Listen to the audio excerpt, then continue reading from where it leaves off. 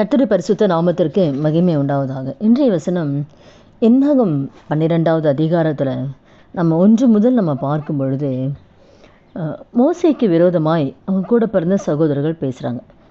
அவர் செய்து கொண்ட திருமணத்தை குறித்து எத்தியோப்பியா தேசத்து ஸ்திரியை அவர் திருமணம் செய்த நிமித்தம் கூட பிறந்த சகோதரர்கள் தான் மிரியாமும் ஆரோனும். அவளுக்கு விரோதமாய் கர்த்தர் பேசி அவங்க சொல்கிறாங்க, மோசையை கொண்டு தான் பேசுவாரா, எங்களை கொண்டெல்லாம் பேச மாட்டாரா அப்படின்னு சொல்லி மோசைக்கு விரோதமாய் அவங்க பேசும்பொழுது கர்த்தர் அதை கேட்குறாராம். கூட பிறந்தவங்க தான். அவங்க பேசும்போது கர்த்தர் கேட்டு உடனே என்ன பண்ணுறாருன்னா, சடுதியில் கர்த்தர் அவங்க 2 பேரை கூப்பிட்றாரு. மோசையும் ஆரோனும் மிரியாம் 3 பேரையும் கூப்பிட்டு வர சொல்கிறார். ஆசரிப்பு கூடாரத்துக்கு புறப்பட்டு வாங்கன்னு சொல்கிறார்.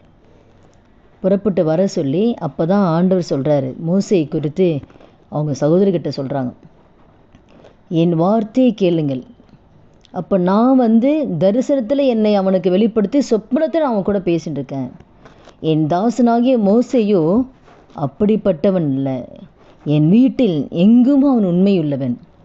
அப்போ மோசை குறித்து ஆண்டவர் அவங்ககிட்ட சொல்கிறார், சாட்சி கொடுக்குறார், என் வீட்டில் எங்கும் உண்மையுள்ளவன், பூமியில் உள்ள சகல மனிதரிலும் அவன் சாந்த குணமுள்ளவனாக இருந்தான். அப்போ ஆண்டவர் சாட்சி கொடுக்குறார் மோசை குறித்து, உங்களுக்கு பிரத்யட்சமாக என்னை பார்க்குறான், நான் முகமுகமாக பிரத்யட்சமாக நான் பேசுகிறேன், அவன் கர்த்தருடைய சாயலை பார்க்குறான். இப்படி இருக்க நீங்கள் என் தாசனாகிய மோசேக்கு விரோதமாய் பேச உங்களுக்கு ஏன் பயமில்லாமல் போச்சுன்னு கேட்குறார். இதனால் ஆண்டுடைய கோபம் அவர்கள் மேலே வருது. அவள் மேலே மிரியாம் குஷ்டரோகம் போல் ஆயிடுறா, குஷ்டரோகி மாதிரி ஆயிடுறா. இதனால் கூட இந்த வார்த்தை கேட்க நம்ம ஒவ்வொருத்தர் வாழ்க்கையிலையும் அப்புறம் அவங்களுக்காக யார் பரிந்து பேசுறது? மோசே தான் பரிந்து பேசுகிறாரு. மோசே தான் ஆண்டவர்கிட்ட கெஞ்சுறாரு, ஆண்டவரே எப்படியாவது சகோதரியை சுகப்படுத்துங்கன்னு சொல்லி மோசே தான் ஆண்டவர்கிட்ட கெஞ்சுறார், பரிந்து பேசுகிறார். அதனால கூட இந்த வார்த்தை கேட்க நம்ம ஒவ்வொருத்தர் வாழ்க்கையிலையும் தேவன் தெரிந்து கொண்ட ஊழியர்களை பேசுறதுக்கு நம்ம ஜாக்கிரதை உள்ளவர்களாக நம்ம இருக்கணும்.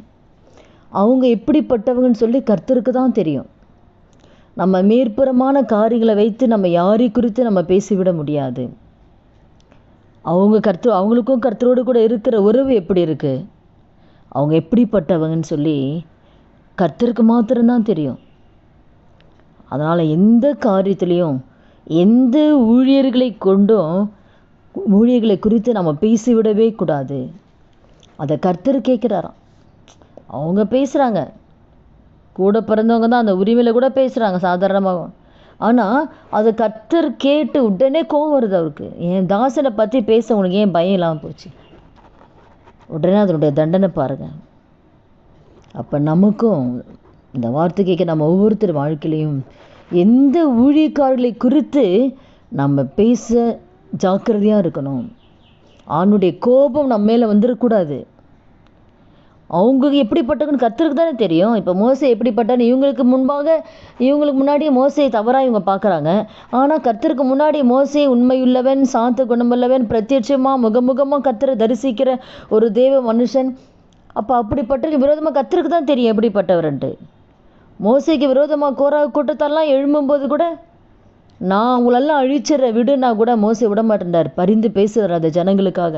நான் அவங்களெல்லாம் அழிச்சிட்றேன், நான் உன்னை பெரிய ஜாதி ஆக்குறேன்னா கூட இல்லை ஆண்டவரே, ஜனங்களை அழிச்சிடாதீங்கப்பா, நீங்கள் அடிச்சிட்டா எல்லாரும் பார்த்து உங்களால் கானான் தேசம் அவளை கொண்டு போக முடியல, அதனால தான் அழிச்சிட்டீங்கன்னு சொல்லி உங்களை பற்றி பேசுவாங்க ஆண்டவரே. தேசத்தில் இருக்கிற ஜனங்கள்லாம் உங்களை பேசுவாங்க ஆண்டவரே, வேணாப்பா அழிச்சிடாதீங்க, பரிந்து பேசுகிறாரு. கோராகு கூட்டத்தை முறுமுறுக்கும் பொழுது இவருக்கு விரோதமாக பேசும்பொழுது மொத்தமாக அழிக்கணும்னு நினைக்கிறாரு. இல்லை ஆண்டவரே, ஒருத்தர் தப்பு பண்ணும்போது எல்லாரையும் ஏன்ப்பா அழிக்கிறீங்க? அதுக்கும் பரிந்து பேசுகிறாரு. உடனே அப்புறம் கோராகு கூட்டத்தை மாத்திரம் அழிக்கிறாரு. அப்போ எல்லா ஜனங்களுக்காக பரிந்து பேசுகிறாரு. இங்கே கூட பிறந்த சகோதரி பேசும்போது கூட மோசே தான் பரிந்து கெஞ்சுறாரு, ஆண்டவரே ஒன்றும் செஞ்சிடாதீங்கப்பா. அப்போ எல்லாருக்காகவும் பரிந்து பேசுகிற ஒரு தெய்வ மனுஷன். அப்போ நம்ம உள்ளே இருக்கிற காரியம் நமக்கு தெரியாது. நம்ம ஏன் பேசுவானே? நான் நிறைய காரியம் இப்போ நான் யூடியூப்பில் கூட நான் பார்க்கும்போது பெரிய பெரிய ஊழியக்காலுக்கு விரோதமாலாம் நிறைய பேர் பேசுகிறாங்க, கேட்குறாங்க. அப்போ அது எவ்வளோ ஒரு துணிகரமான காரியம், அதனுடைய விளைவு இப்போ கிடையாது, இப்போ தெரியாது, இப்போ நல்லா இருக்கிற மாதிரி தான் இருக்கும். ஆனால் நியாயத்தீர்ப்பினால் போய் நிற்கும் போது தான் எல்லாத்துக்கும் நம்ம பதில் சொல்லணும், எல்லாத்துக்கும் கணக்கு சொல்லணும். நம்ம யாருக்கு விரோதமாக பேசணும், எல்லாத்துக்கும் கணக்கு நம்ம சொல்லணும். அவங்க நீதிமானாக இருந்து தேவனுக்கு முன்பாக கர்த்தருக்கு பயப்படுங்களா இருந்து நம்ம பேசும் பொழுது அதோடைய நியாயத்தீர்ப்பு பயங்கரமாக இருக்கும். அதனால் கூட ஊழியக்காரர்களை குறித்து நம்ம ஜாக்கிரதையாக இருக்கணும், எச்சரிக்கையாக இருக்கணும். தேவன் அதை அனுமதிக்கிறதே கிடையாது. யாரை குறித்து நம்ம பேச நமக்கு என்ன கொடுக்கப்பட்டதுக்கோ அதை செஞ்சுட்டு போய்கிட்டே இருக்கணும், அவ்வளோதான். அவர்களுடைய காரியம், அவர்களுடைய தவறு கர்த்தருக்கும் அவங்களுக்கும் தான்.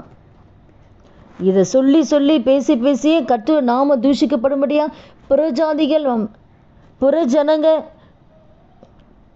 நம்ம ஜனங்களை ஆண்டவர் நாம தூஷிக்கப்படும்படியா நம்ம ஜனங்களை நடந்துக்கிறாங்க. அதனால கூட அந்த வார்த்தை கேட்குற ஒவ்வொருத்தர் வாழ்க்கையிலையும் அவர்கள் பேசுவதை கர்த்தர் கவனித்து கேட்டார், கர்த்தர் கோபப்பட்டார். இந்த நாளில் கூட ஆண்டுடைய கோபம் நம் மீது வரக்கூடாது, நம் குடும்பத்தின் மீது வரக்கூடாது. அதனால் இந்த வார்த்தை கேட்குற யாராக இருந்தாலும், எந்த ஊழியக்காரராக இருந்தாலும் அவர்களை குறித்து பேசாதபடிக்கு நம்ம எச்சரிக்கையாக இருப்போம். அவருடைய காரியம் கர்த்தர் பார்த்து கொள்வார். இதுவரை ஆண்டவருக்கு பிரியமில்லாத காரியம் பேசியிருந்தாலும் அவனுடைய சமூகத்தில் மன்னிப்பு கேட்டு இனி எந்த ஊழியக்காரர் குறித்து பேசாதபடிக்கு நாம் இதை நாளில் ஒப்பு கொடுத்து ஜெபிப்போம். துதிகள் மத்தியில் வாசம் செய்கிற நல்ல தகப்பனே, இயேசுவின் நாமத்தில் உடைய சமூகத்தில் வருகிறோம் அப்பா. இந்த நாளில் இந்த வார்த்தை கேட்குற ஒவ்வொருத்தரும் உடைய கரத்தில் ஒப்பு கொடுக்குற ஆண்டவரே அப்பா. அந்த நாளிலும் அடைய மோசைக்கு விரோதமாக பேசின சகோதரர்கள் மீது உடைய கோபம் உண்டது ஆண்டவரே. அதனுடைய தண்டனை அவர்கள் பெற்றுக்கொண்டார்கள் ஆண்டவரே. இந்த நாளில் கூட அந்த வார்த்தை கேட்குற ஒவ்வொருத்தர் வாழ்க்கை ஆண்டவரே, எந்த ஊழியக்காலுக்கு விரோதமாய் பேசியிருந்தாலும் தேவன் தயவாய் கர்த்தர் மன்னிக்கும்படியாக ஜெபிக்கிறேன்ப்பா.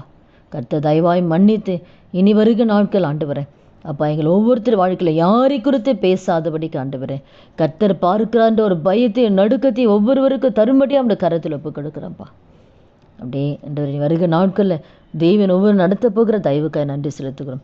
இயேசுவின் நாமத்தில் ஜெபிக்கிறோம் நல்ல பிதாவே, ஆமீன். கர்த்தர் நாமத்துக்கு மகிமை உண்டாவதா.